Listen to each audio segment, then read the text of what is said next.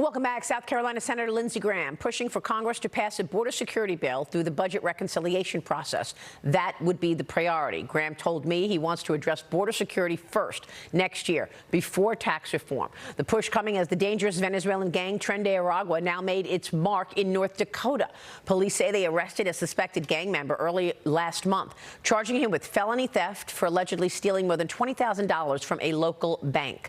North Dakota is the 17th state with a Tren de Aragua presence, according to a leaked Homeland Security memo obtained by the New York Post. Joining me now is North Dakota Senator Cramer, a member of the Senate Banking, Armed Services, Veterans Affairs, and Environment and Public Works Committees. Senator, it's great to have you this morning. Thank you so much for being here. Thank you. Your reaction to this Tren de Aragua gang now in North Dakota?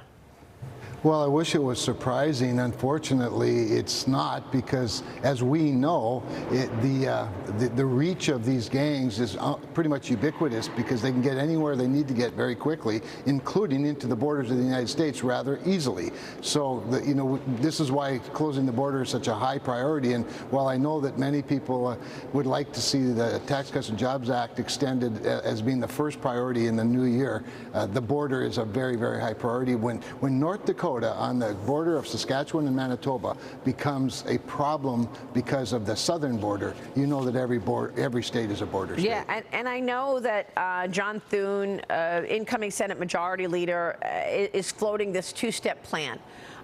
First, to see a non-tax bill passed before April 30th, and that bill includes $60 to $85 billion in money allocated toward the border wall and ICE deportations, and of course some energy permitting as well.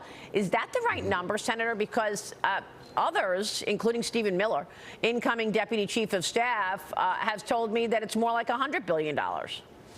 Yeah, it very well could be, Maria. We have a tendency as Republicans to be conservative in our estimates of the cost of things. I'd rather be right than come up short, quite honestly, when it comes to securing the border and, frankly, national security for that matter. It is the highest priority of the constitutional priority of the Congress, is to, of course, keep our people safe. And so it may very well be $100 billion. I do like the idea of dealing with that first. Yeah. I think that it's, first of all, a little lower hanging fruit. It sort of gets us back in the groove of budget reconciliation, and of course the Tax Cuts and Jobs Act don't expire till the end of the year, and I think it would help set us up for a very successful year. And I guess you need a reconciliation there, because it seems unlikely that you've got the votes for a straight out bill calling for $100 billion for the border, right? Right.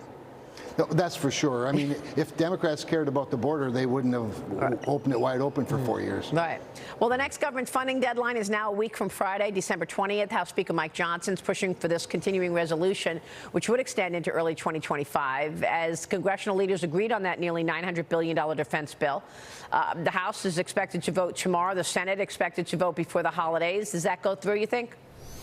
I think that it does. I think the NDAA, the Defense Authorization Act, certainly will. I think many of us in the Senate are disappointed that House Republicans didn't agree to the $25 billion plus-up that we passed in our bill out of the Armed Services Committee, realizing that the world's on fire, American leadership is in high demand, and we can do more with more. Yeah. Having said that, I think we will pass it, because we can't leave them in limbo any longer. The thing that's most disappointing, though, Maria, is that rather than passing an appropriations bill to go with it, we're going to kick the can down the road with another CR for 3 months. And again, I'm disappointed that House Republicans don't see the value of clearing the deck this year, starting the new year with a new president and a Republican majority in both chambers with a clean slate. It just seems like it's counterproductive to me. Yeah. I'm eternally optimistic, but I don't think before December 20th we could make that happen. Yeah, I mean, that's exactly what former House Speaker Kevin McCarthy told me on Sunday, that you're pushing this into President Trump's term,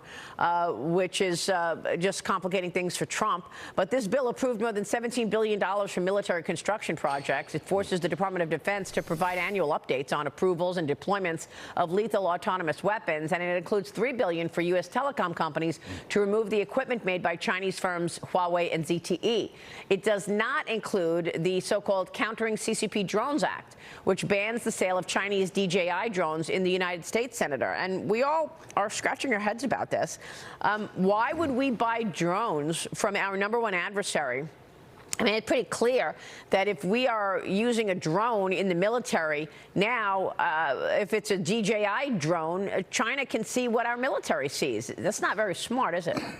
Well, it's not very smart, but we long time ago gave up smart when it comes to the supply chain from China. We need to reverse that. We need to decouple, particularly with critical supply chains that include things like drones. Now, that said, I will say that there are many American companies that are able, I believe, to find a mitigation to that, to the for example, the DJI equipment that would probably cost less and probably be more acceptable to the companies that have already invested a lot. And the Huawei piece is really important. I think we need that $3 billion, maybe more eventually, to help our companies that have already invested heavily with Huawei equipment.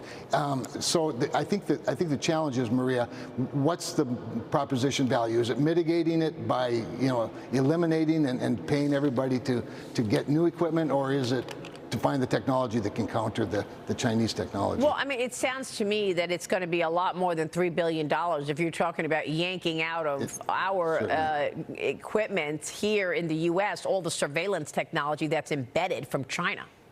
Right. Well, for sure, and they are, speaking of ubiquitous technologies, I mean, there are a lot of Chinese spies in this country. We have given them access to a whole bunch of things. The TikTok debate is just one of many when it comes to, again, eliminating Chinese, access to information and data in the United States.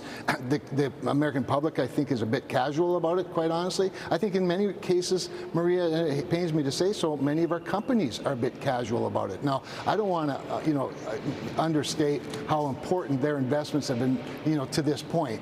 But we simply have to onshore and friendshore more of this supply chain, and the sooner we can decouple from China, the better.